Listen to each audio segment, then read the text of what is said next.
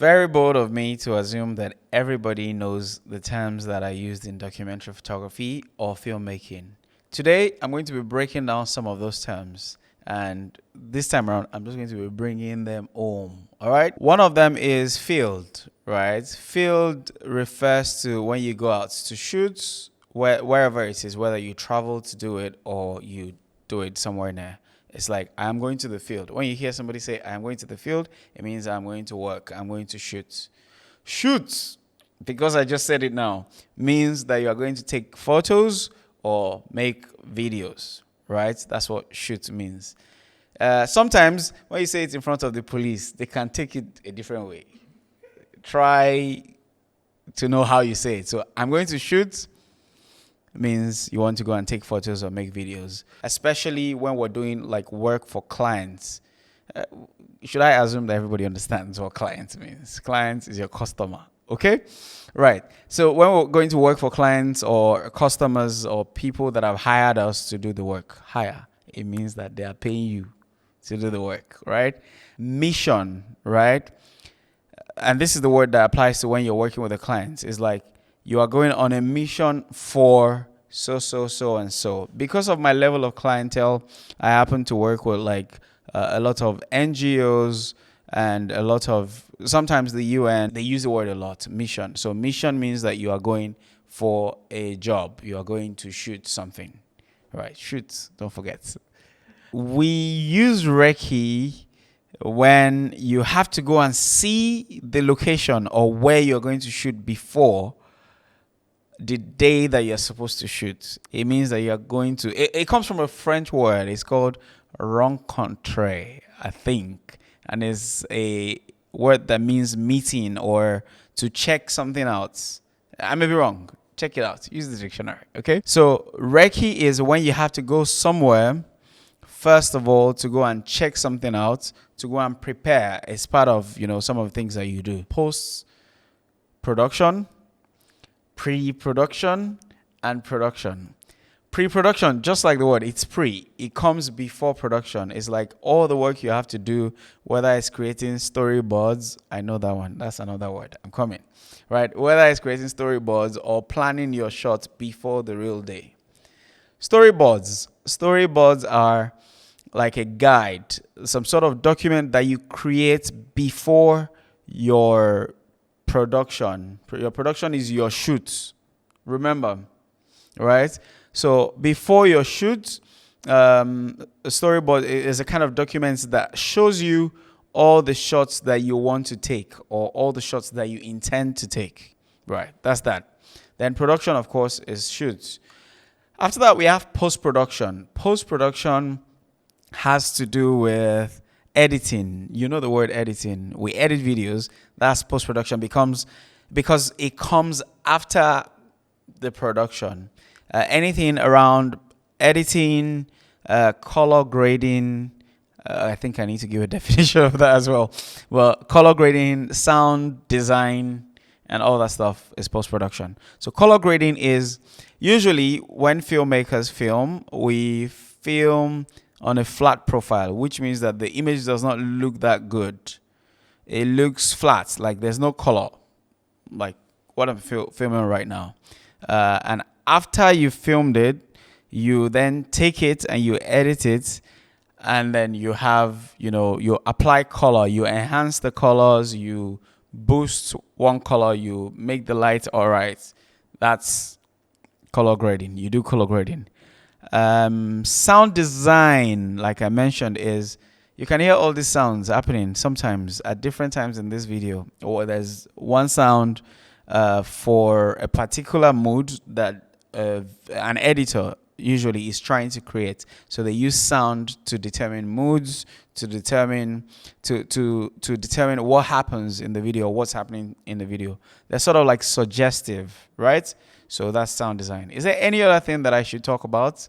None that I can think of right now, but these are some of the terms that we use in production, in filmmaking, in photography that, I decided to teach you. I do not want to take it for granted that everybody understands these terms, so I've decided to break it down. In today's video, I am going to be showing highlights of some of the trips that I've taken, some of the jobs that I've done, and some of the experiences that I've had, in my work as a documentary photographer. And sometimes even just some of my random travels that I have kept so much. Hoard is the word. I hate to do this. I don't want to hoard anything anymore. But some of these things I have hoarded from you guys for too long. And it's time to show you guys. So this is going to be like an highlight of some of the things that I've done. I strongly believe that traveling is one of the best forms of education. That's why in 2018, for my second ever trip, I packed my bags and took a flight to Egypt. I went backpacking with a group of students from around the world across 10 Egyptian cities.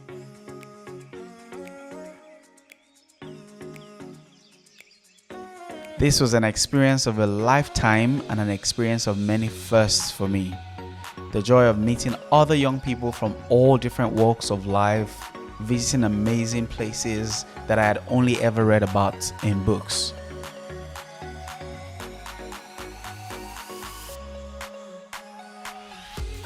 We were partying, dancing, and living.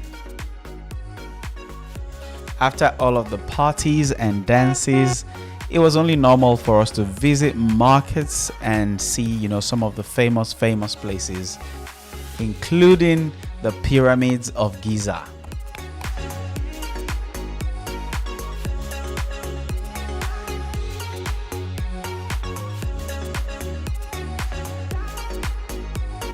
I had my first horseback riding experience here, and it was so crazy.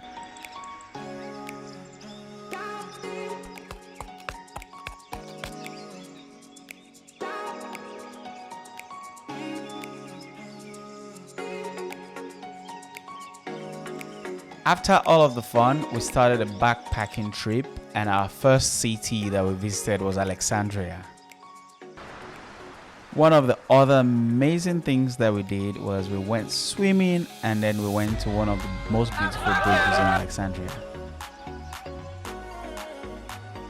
Then back in Cairo, we had one of the best Jessie party.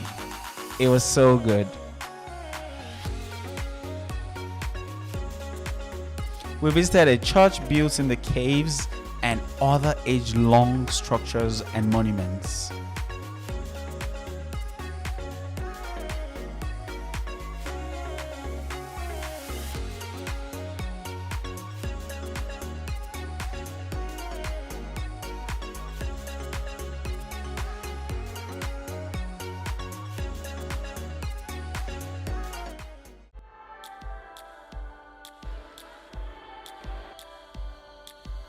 One of my ultimate experiences on this trip was visiting the Nubian villages in Luxor and Aswan. That was where we experienced one of the craziest Nubian parties where we danced and sang all night.